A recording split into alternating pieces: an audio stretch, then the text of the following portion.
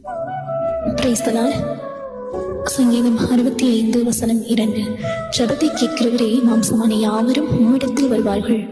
வசனம் சொல்லுது, ஜெபத்தை கேட்கிறவர் நம் ஆண்டவராக இயேசு கிறிஸ்து.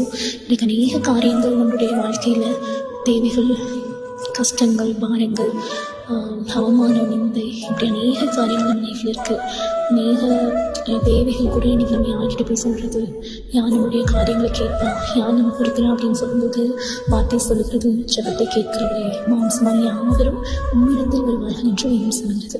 அப்படின்றதை கேட்கிற நீங்களும் நானும் எல்லாருக்கும் ஒரே ஒரு உண்டு. நம்முடைய சத்தத்தை கேட்கிறவர், நம்முடைய தேவைகளை சந்திக்கிறவர், நம்மளுடைய எல்லாவற்றையும் ஒருத்தர் நம்ம சொல்லணும், நம்பிக்கையானவராக இருக்கணும், அவர் நம்மளுக்கு ரிப்ளை பண்ணுறவரா, நம்மளுக்கு அந்த தேவையை சந்திக்கிறவராக இருக்கணும் அப்படின்னா அது சந்தேகமே இல்லை. நம்முடைய ஆண்டவராக இயேசு கிறிஸ்து மாற்றாங்க. இயேசுவையும் கூப்பிடுங்க.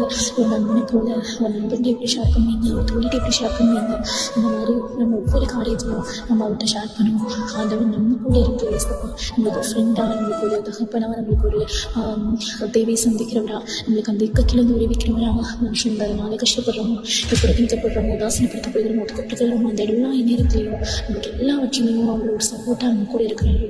ஏற்பட்ட தேவனை நம்ம வைத்திருக்கிற அவ்வளோ பெரிய ஸ்லாக்கியம். ஹல்லேலூயா. அந்த ஸ்லாக்கியத்தை நினைத்தவற்றால் இயேசுவே நமக்கு இந்த வாழ்க்கைக்காக நன்றி. ஆமென்.